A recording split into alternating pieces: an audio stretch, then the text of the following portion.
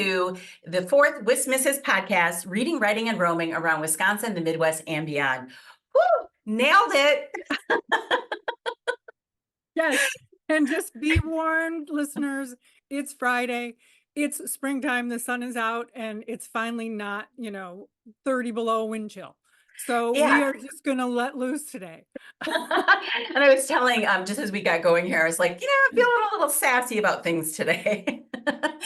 So our topic today is we're going to talk about traditional publishing versus independent publishing and pros and cons and kind of why we have gone maybe the route we've gone. So we're going to talk about that. But first, what have you been up to since it's been about 3.5 weeks since we last talked? So what have you been up to? That's a wonderful question. And I appreciate your candor.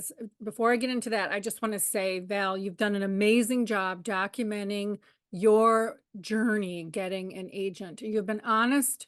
You have been real. You have shared the ups and downs with it. And I want to compliment you because it really is a journey and you have hung in there. And even if you're a little sassy today, it's well deserved. Well, thank you. And, I think that part of it was is that maybe it was my response to how glossy social media looks and everything. And we often get people celebrating just the highs, just the very best of everything.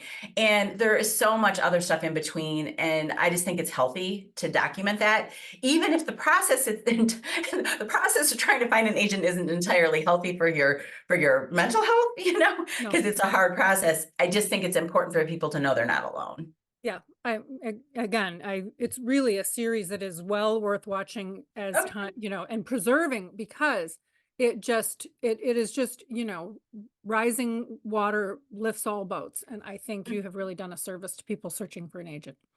So, anyway, what I've been up to is, have you ever heard the phrase, if you want something accomplished, give it to a busy person?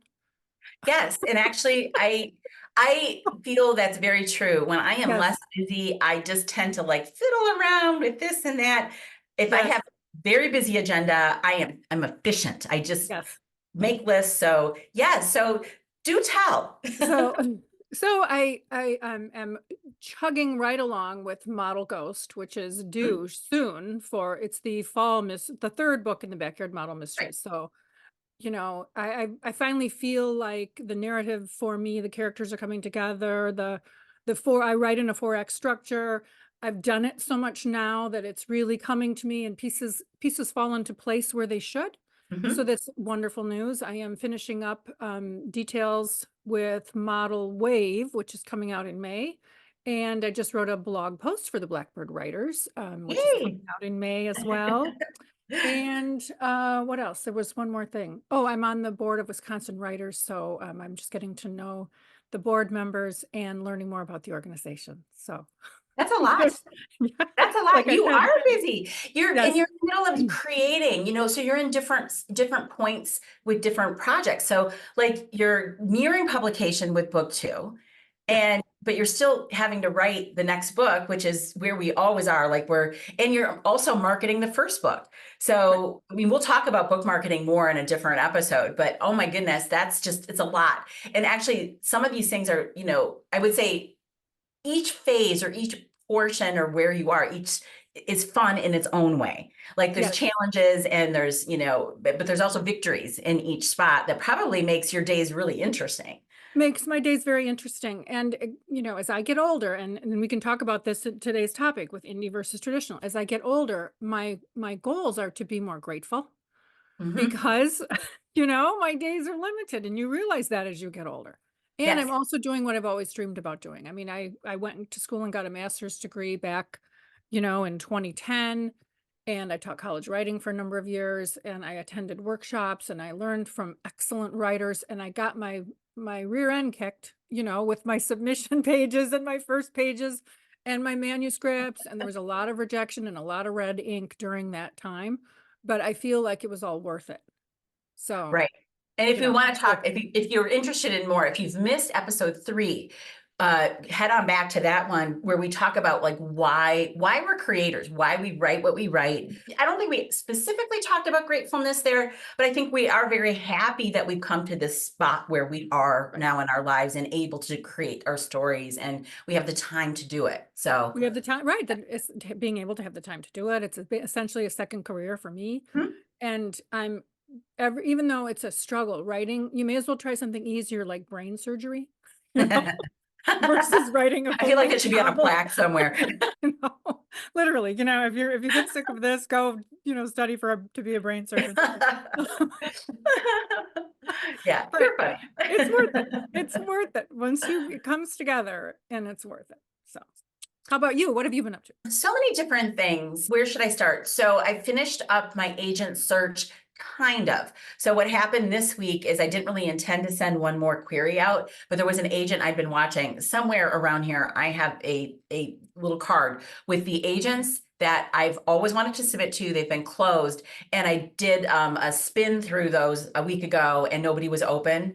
There's like, I think 19 of them now. And one opened up. So there's this one last April query. Otherwise, they're all, March and then much older than that. So I don't have a lot of hope that anything's going to come of that, but I did do this last query.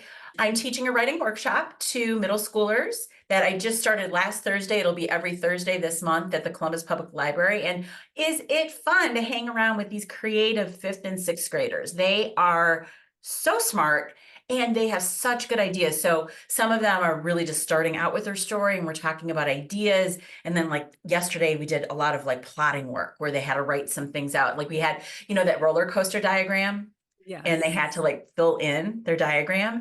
And it's delightful. I love hanging out with that crowd. But then again, I do write for that age group. So it's really important for me to hang out with that group.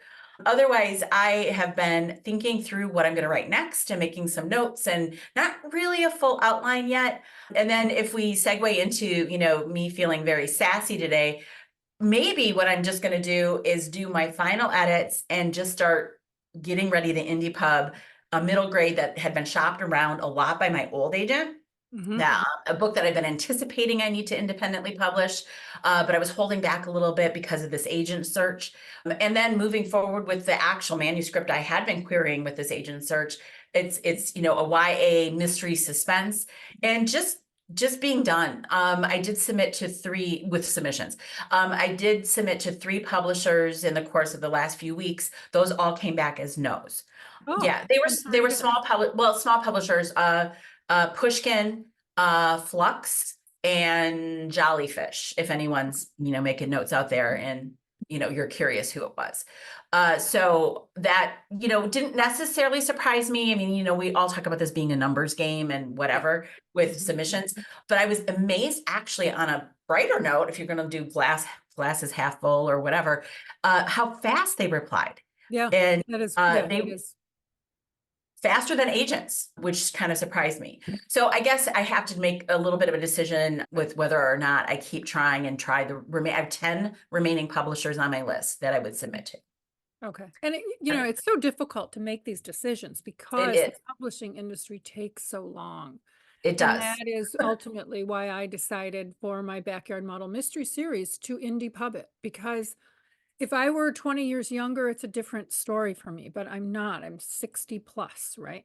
So, if you look at starting with finding an agent, and then you look at submitting to a publisher, and then you look at the time involved in it, even if it gets purchased, you look at that calendar and you say, I need to move forward with this. I've worked very hard for this. I feel like I can produce a novel. And that doesn't mean you do it, indie doesn't mean indie, right? It means you hire trusted people. It means you have it edited. It means that you do your best you can with your cover. You do your research. You write your marketing copy. So, there's a huge effort involved in it. But in the end, I have to say, for me, it was worth it. Well, and I think that's if we want to talk pros and cons of independent publishing, you set the schedule. And so if you want to rapid release a series, and you're not quite the fastest rapid release, calendar that some people follow, but you're doing a pretty fast release because you're talking about like really 2 books a year. I'm in the talking ones. for this, right? I have the Yeah. the comic cozy mystery, so I'll have at the end of 20, if all goes well, the plan is to have all three of them finished and released by the end of 24, and then in 25, I'm going to have two romantic comedies out. 50-50 chance on that one. Those I am shopping, so we'll see how that one goes for Are that those in a particular. are those standalones or are those in a series? It's a series. Part of it is too, I think you get to a point in your life, and seriously, I have like a page up on my bookshelf taped on. I'm not getting any younger here. Well, The other, I have, I love props. I love using props. I love using props for a podcast. well, we It's can. so We've got me. video. It's not like it's just audio. Some people may just be hearing the So, audio. and So, so to your point, this is my mantra. Glitter uh, is always an option. So glitter that's is the always an same thing. option. For me, I'm saying the same thing, I mean, in life, as older I get, whenever I hit a wall, it's like, okay, well, I'll use the glitter option, because that's for my writer's block, right? Okay. You hit this wall and you go, okay, well, how can I make this fun? And it comes back to when I was in high school, there was a kid who played football and his nickname was Chopper. And whenever the team got into trouble, they'd say, we're going to use the chopper option. And, he would score. And so now that, I have the glitter option. Whenever I get into trouble, it's like, how Uh, can I just sparkle this up and get my way through it? So, Well, and what's cool to, have this discussion today about indie versus traditional, the fact that we can have this discussion, yes. we should talk about.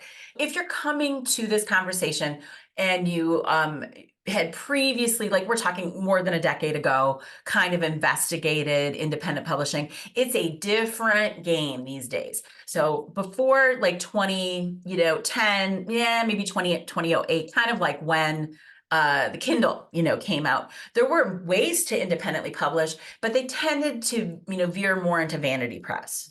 Right. So that is kind of where independent or self-publishing got its kind of bad name. It's like, you're paying to have these books produced, but nobody's really vetted them or edited them or whatever, right? So then you end up with like a garage full of books, right? Or a basement full of books.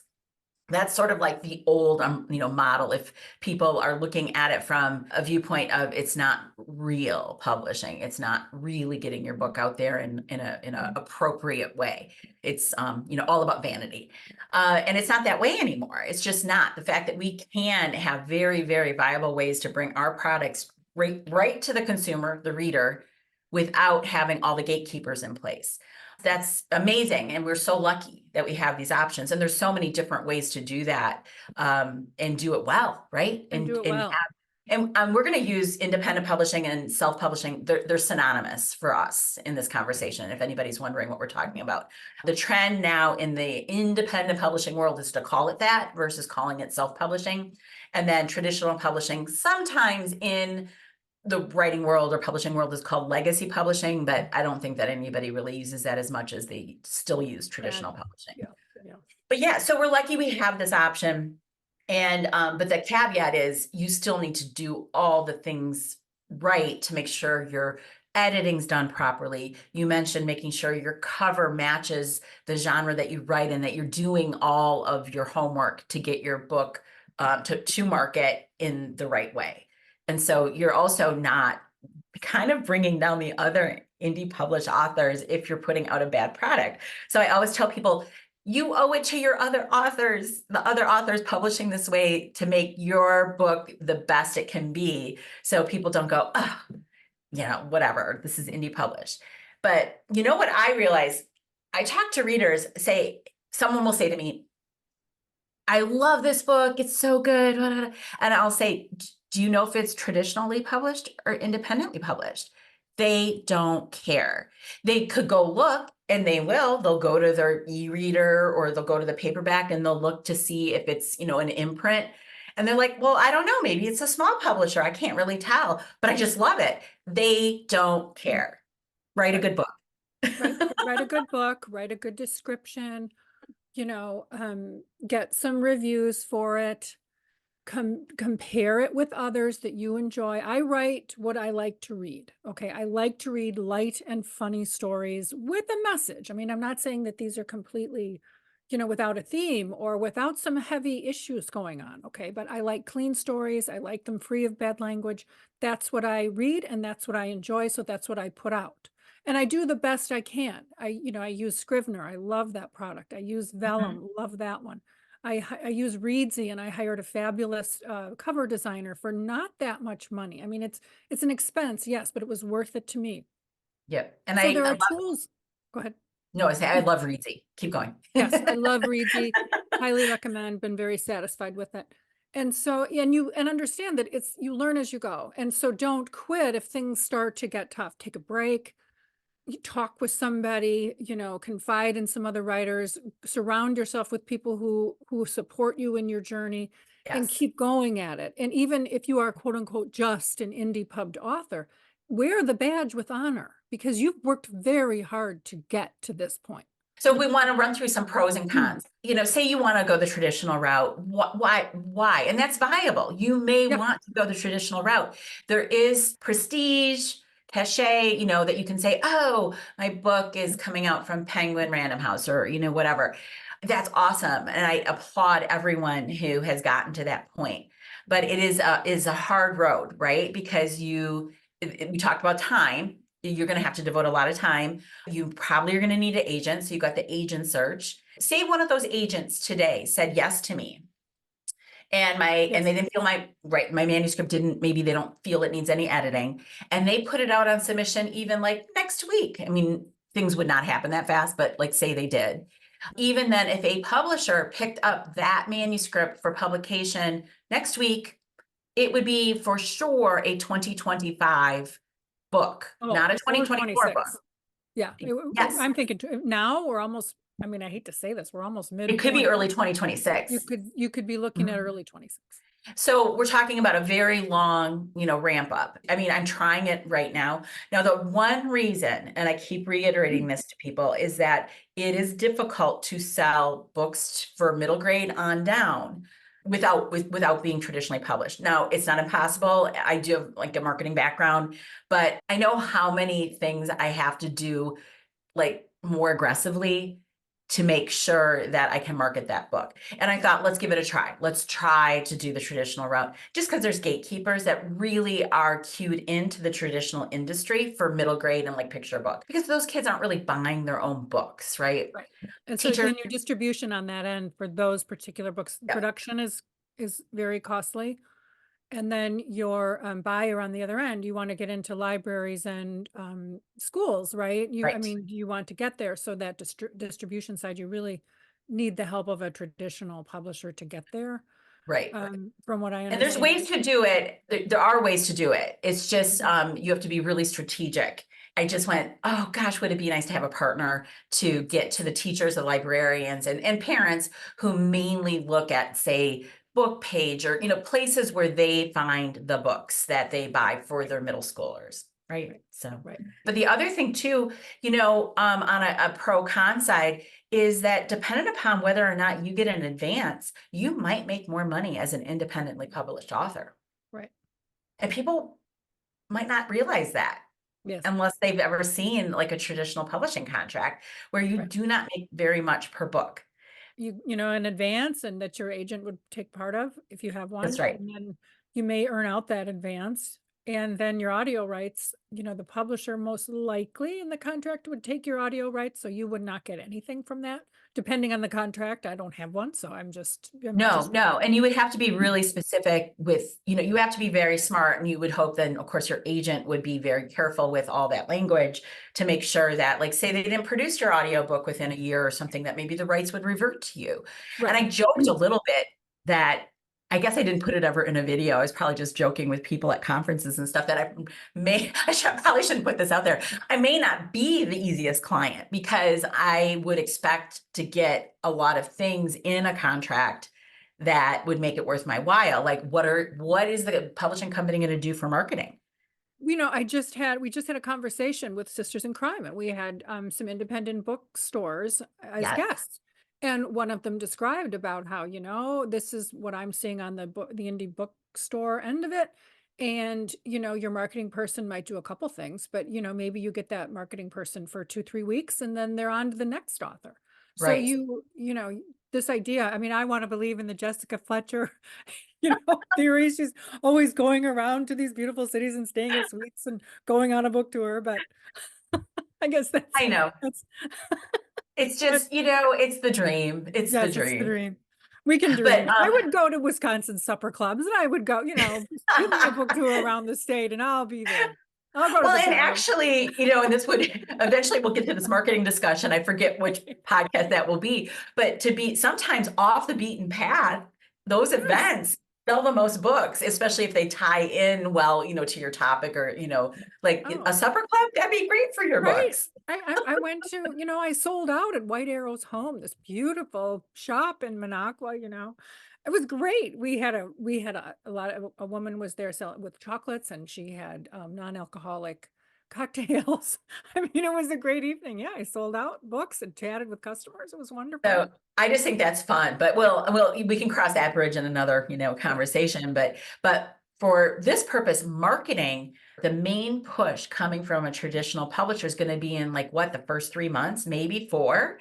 Yeah. And what I love about working with independently published authors, like for the marketing work that I help people with help authors with, is that you kind of have an evergreen situation. So unless you've written nonfiction that is like real timely, that has to be, digested in a certain, time frame, or it needs to be updated or something, your books can be marketed forever. They Right. don't, you don't put your own books like on the backlist, right? Like No. you don't like, so I'm still like, my first book came out in 2013 and I am still selling lots of those books. Now, if I was with a traditional publisher, I don't know where I'd be with that Right. old of a book, right? Right. It's Exactly. 11 It could be years old. right. It could be sitting in there, you never know. And who knows? I think being able to describe it as evergreen and you can still enjoy the books, you can still talk to Mhm. people about them, you can still meet new readers. I think that's a fabulous side of the indie publishing world. And you talked a little bit too about like all the things you need to do to bring your book to market. And I think people get scared of independent publishing because it sounds big, it sounds hard, it sounds like the list is mind-boggling, too long, whatever. But you don't do it like you say alone. You Right. can, but you're in control. It's a business. It's your product. You can hire the editor. If you don't have, and mostly everyone should have an editor outside of their own, you know, Right. eyes on a piece of work, because you just don't see your own errors and your own typos. You hire a book designer. It's rare that an author is going to be a really good, or I shouldn't say book designer, cover designer, but also interior design, which can be, we all love a really pretty book, right? Laid out well, with like the chapter, headings and different things. And you can be very straightforward with those, or you can be very, very artsy, with those. Right. Right. Right. And, So and you do your own layout though, right? I do, but yeah, it's Vellum. Vellum is I'm a Mac person, so I Mhm. can use Vellum, and I've been extremely happy with it. I love seeing how it can lay out. And that means it affects my chapters. I don't, I don't like seeing big blocks of text on a page. It's just the way I Mhm. read. So I prefer to see, shorter paragraphs, and I can fix that, and I can format that in Vellum the way I want. So I've been very, very happy with it. But you know. To your point about, feeling overwhelmed about indie publishing, number one, yes, but remember you're not alone in feeling that. So if you think, oh, I'm the only author who's ever indie pubbed and I'm the only one who's ever felt alone and overwhelmed, it's like, Right. no, welcome to the club. So, so you're in good company with that feeling.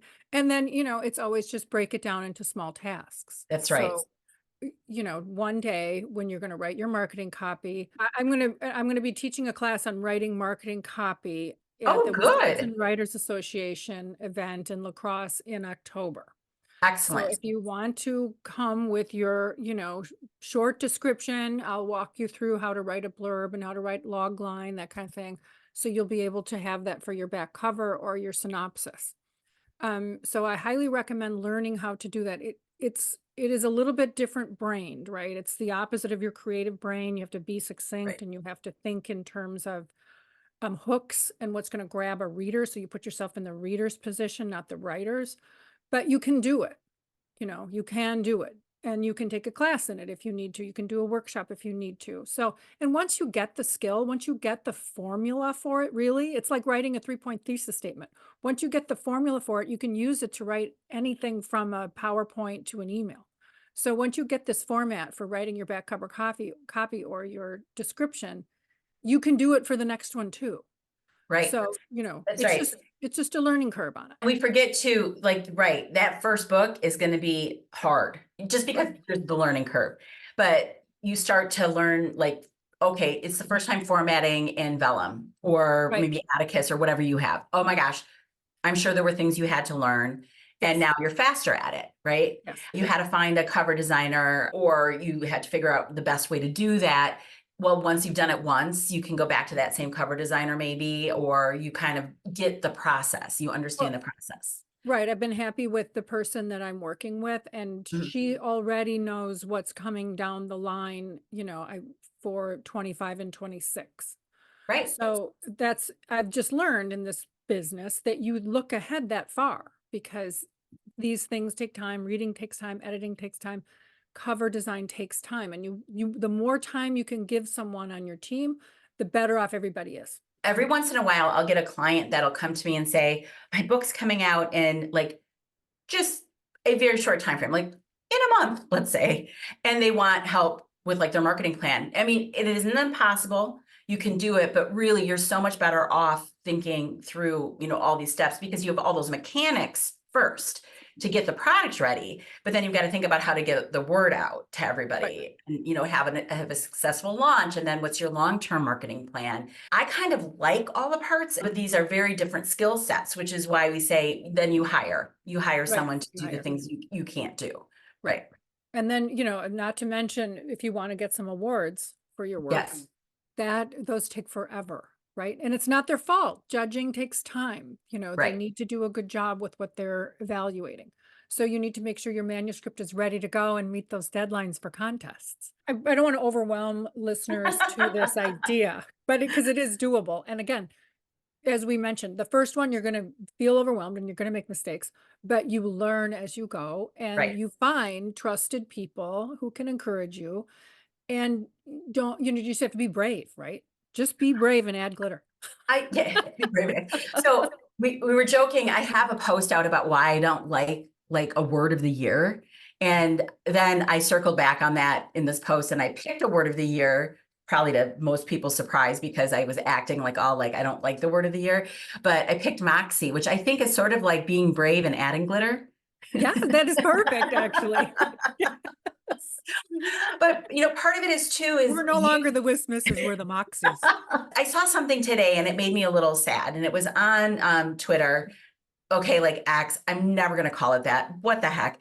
Anyway, so over on Twitter, and it was from an agent, and an agent was referring to somebody else's tweet and said, I want every querying author to read this, you know, like this thread. So I clicked through and there was someone there who it took like say 100+ queries for them to get an agent. And eventually then their book sold. Now they're a New York Times bestselling author. There were other people then responding to that thread in that thread. And there was another author and they said something like, I plan to query at least 150 agents before I put this book on the shelf.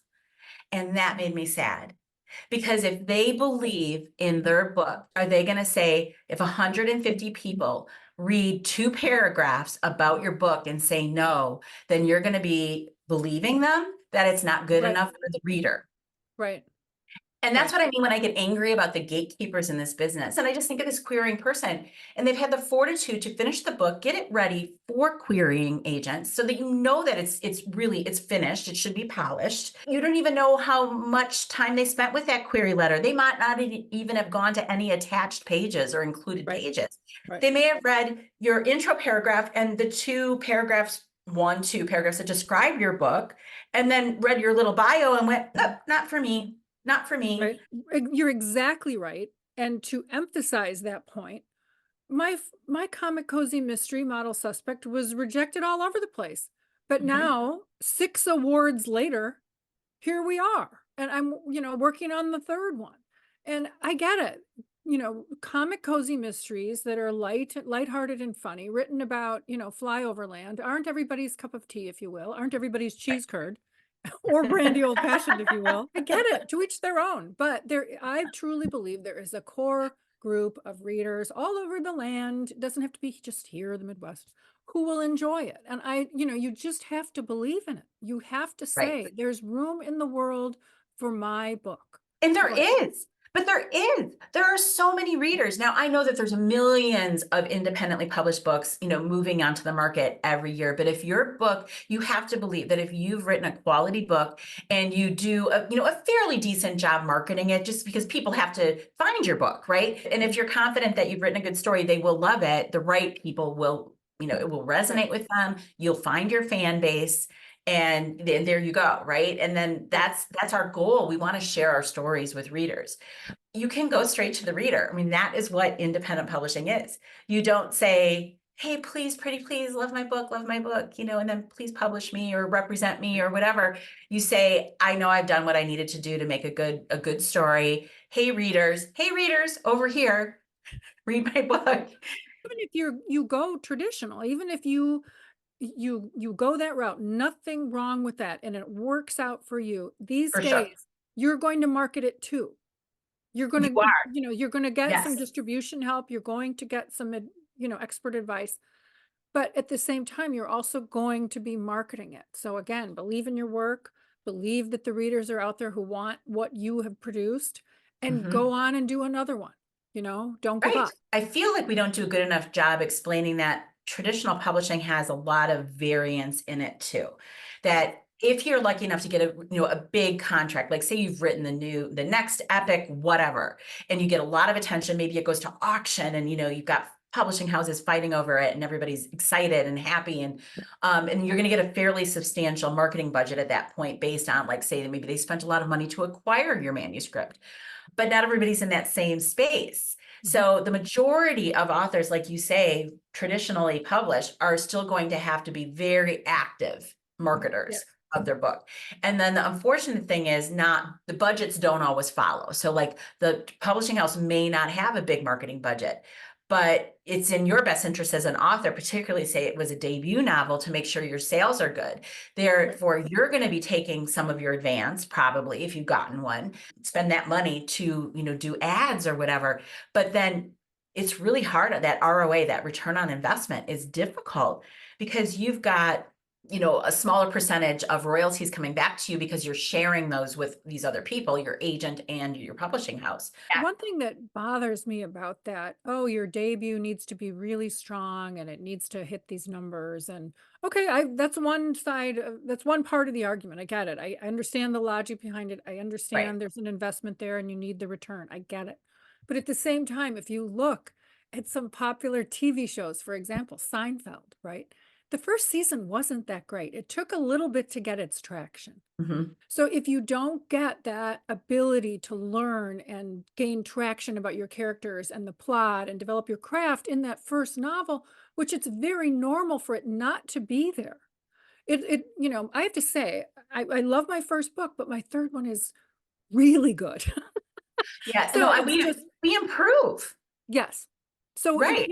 so judging that first book and looking at the sales and saying, oh, we need to hit these numbers, we need this return. It's so unfair to people learning the craft and developing a stronger book as they write on. Independent publishing gives you that grace, right? Yes, exactly.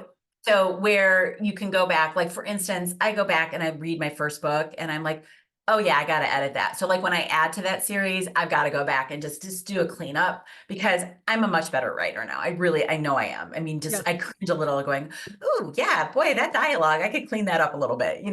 Well, it's not bad. I mean, I won awards with that book too, right? So, I mean, but it's just like, I look at it with different eyes now. I'm more seasoned, I guess we'll call that. that's another argument for those going indie. That's another reason for going indie. Don't give up, because you can come back with the second book and say, I can make this stronger. So it doesn't mean your first book is bad. It just means you have had the time to gain traction and knowledge and improve your skill. It's just the metamorphosis of a writer that you get better as you go.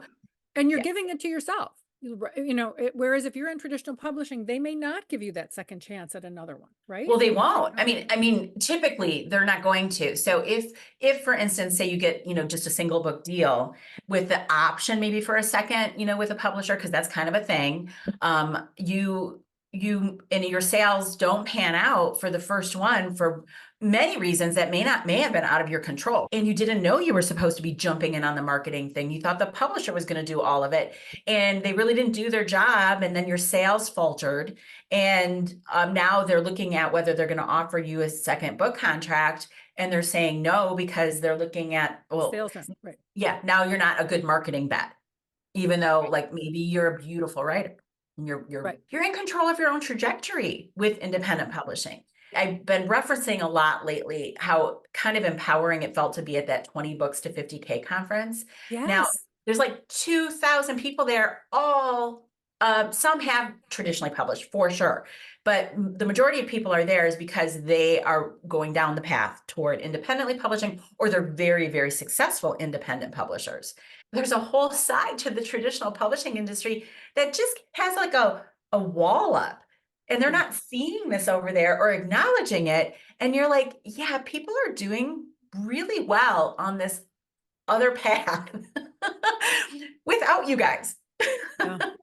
And the readers, who benefits? The reader benefits. Yes, exactly. The reader benefits by strong writing, and the author gets feedback from the reader and can invest in marketing the way they choose to.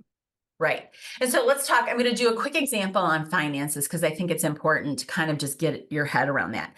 So let's just I'm going to use a Kindle ebook for my example. If you have a traditionally published Kindle ebook, they will typically be fairly pricey. They tend to be, above $12.99, $14.99. But what an author is going to see from that is quite small. Like, I don't have a good range on that, but we're looking at maybe they'll get 20-25%, but that would be after costs.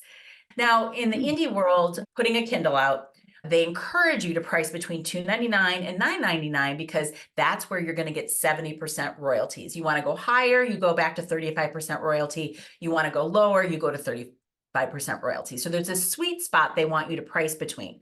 So say you do, where are my numbers here? So say you do a $6.99 Kindle book, which is maybe a little bit on the high end for indie pub books. $6.99, your royalty is going to be 70% at $4.89. So say you're doing some ads, you have a much easier time to make your money back, say from Facebook ads or Amazon or BookBub ads, when you're making $4.89 per book, right? Versus less than $1. It's important to know that. Granted, the sky's really the limit on how much money you want to throw at marketing, but you can be very strategic with your marketing plan as an independent published author, and you can reap the benefits so you can cover those costs. Right. So, and again, especially starting out like I am, to me, I want to share my book with as many people as possible. It's priced fairly right now, and very low right now, because I want people to enjoy the book. I want them to become familiar with my voice. And then down the road, buy the next book and buy the next one. And so to me, you have that essentially loss leader, right? Which a traditional publisher isn't going to let you do. Right. And it can open the door to people who can enjoy my voice and my books. That flexibility is also a key, pro for independent publishing. In summary, I think, we're debating the pros and cons of both sides. If you do go the traditional route, there are some wonderful benefits to it, including, the prestige of it, the honor of working in that industry in that way. Your income could be limited. Your control over your product can be limited. If you're going to go the indie route, you have much more control. You are going to, spend out of your own pocket for professionals who need to support you. And we highly recommend that. But at the same time, if you're going to weigh them out, for my choice at this stage of my life, indie was the better choice for me. I'm leaning toward indie too, mainly because I'm feeling frustrated with the lack of forward momentum, with my career. And that's also not healthy psychologically. Like I've got plenty of manuscripts out there that are ready to go. And it's time for me to just, get some things back into the hands of readers. I think in the end, it's all going to work out. Do what you know how to do, trust your instinct, and it's add glitter and it's all going to work out. Add glitter, add glitter. But if you're kind of like on the fence at all, take some time to, do the research, look at the process and make an informed decision. Well said. Very well said. I want to add a plug for you, Wisconsin Writers Association for May 16th. We are going to be having a discussion from Poe to Plot. So it's talking about weaving mystery elements into your stories. And it's probably going to be an hour of that and a lot of fun. We will. You will. I mean, it's the two of us, so we know we're going to have some fun talking about it. So anyway, that's May 16th through Wisconsin Writers Association. Just go to the website and you can sign up there. And then speaking of Wisconsin Writers Association, we will be in La Crosse in October, and I will be teaching a class about writing short descriptions and log lines. So again, you can find out about the conference by going to the WWA website. And I'll put those links in the show notes so you can see those. Also, I have a new blog series that I just started, and it's Book Launch Basics. So it's going to help. So say you're on the fence and you're headed into independent publishing land and you don't know what you're going to do for the marketing part. I'm going to walk you through all of that. There's 8 parts and the first one's out, and you can find that on my website and on Substack, but that'll be all linked in the show notes too. Great. Wonderful. Well, this was a fun discussion. I hope we didn't scare anybody. I hope not. We were sassy though. We started out saying we were going to be sassy. We were a little sassy today. All right. Well, we'll see everybody later. Thank you.